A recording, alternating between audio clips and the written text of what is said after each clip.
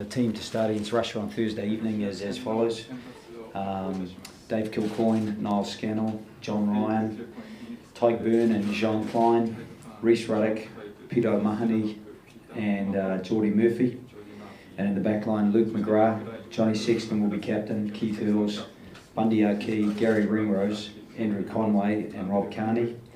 The replacements will be Sean Cronin, Andrew Porter, Tyke Furlong, Ian Henderson, CJ Stander, Joey Carberry, Jack Carty and Jordan Lama.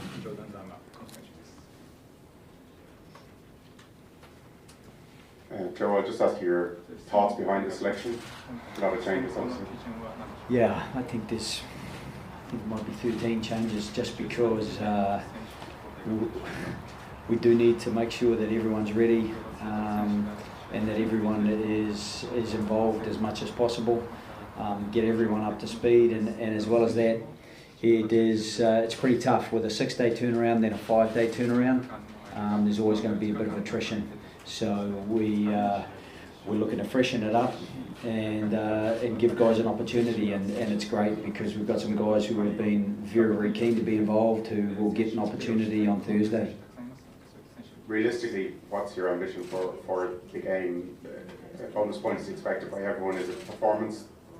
Yeah, we have to stay around our performance-orientated goals because for us, if we don't focus on those, we can't actually put anything on the scoreboard without getting the things that we need to put in place that we build the pressure or that we create the opportunities from. So, you know, I felt that the first 20 minutes last weekend was very good. We got into the right field position, we turned a few balls over, which was frustrating, but at the same time we converted 2 tries on the back of some really good line breaks, and maybe that was to our detriment because we kind of stepped back after that and didn't play with the same front foot attitude, and you can't really afford to do that against a good opposition.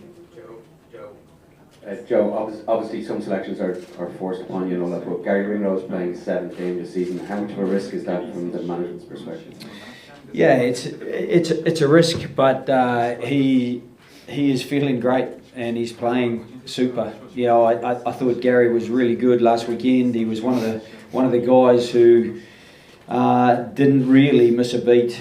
He was still working really hard. He was still kind of creating opportunity. I think it was very difficult.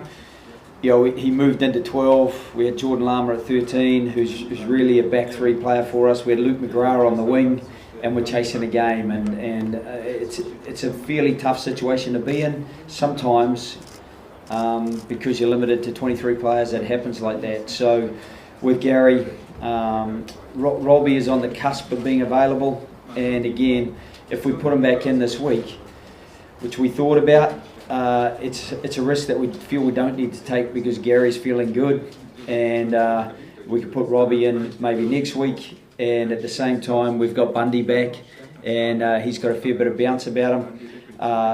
With Chris Farrell suffering a concussion and it being a 5-day turnaround, we just, our hands are tied there, and we want to make sure we look after Chris as well, and that's part of the formula. So we thought about potentially moving Keith Earls in there, and then we'd still have to keep Jacob Stockdale taking over, and so it was really based around who was still feeling really good.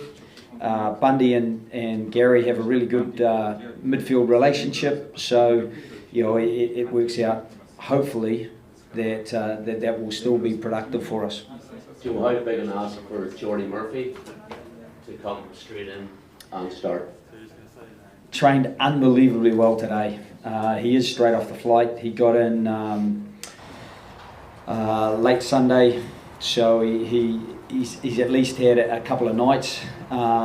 He was feeling good yesterday. One of the things, I suppose, it's a 7:45 game, so that's around about midday in Irish terms. So he doesn't have to recalibrate himself too much to get out and play a game, hopefully, and then we'll give him the weekend off after that. So we're just asking for him to kind of do the best he can for us. And the one thing with Geordie is that you seldom get anything other than that.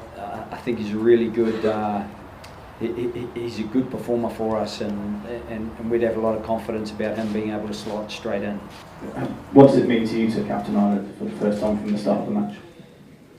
Yeah, it's a massive honour. I spoke to Joe this morning, so I only found out myself over the last few hours, so I haven't even had a chance to tell my family or anything, but I'm sure they're going to be very proud as well. It's something that I've thought about since I was a kid. It's something that I've made a lot of decisions around trying to get there one day, and it's taken a while, but it was worth the wait, and I feel incredibly proud. But I want to be captain now with a good performance and a good win in a World Cup game, so that's my main focus. I don't think anything changes really for me.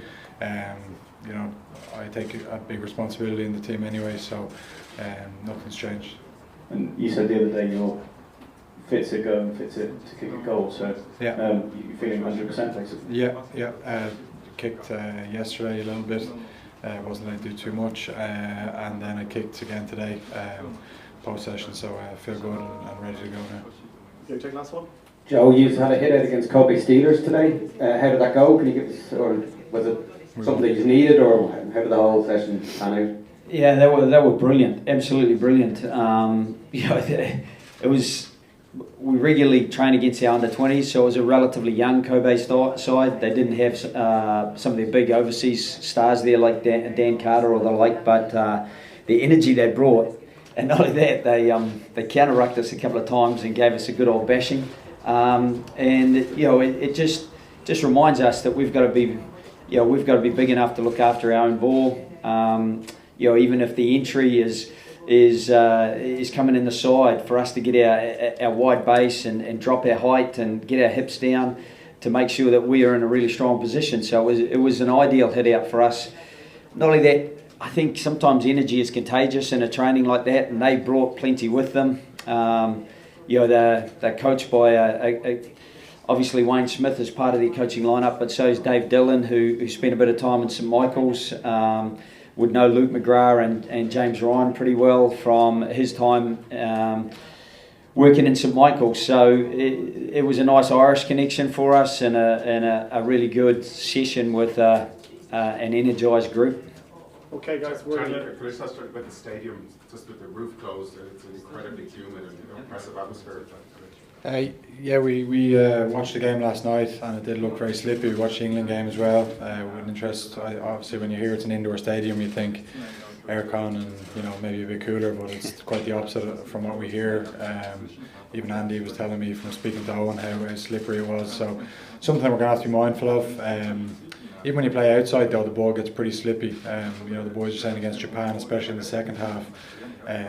First half was bone dry, but then the longer the game went on, the sweatier everyone got. The ball was like a bar of soap. So something that we have to be conscious of about, playing smartly. Can't just go out and run everything. But we'll plan in place, and hopefully it won't be too big a factor.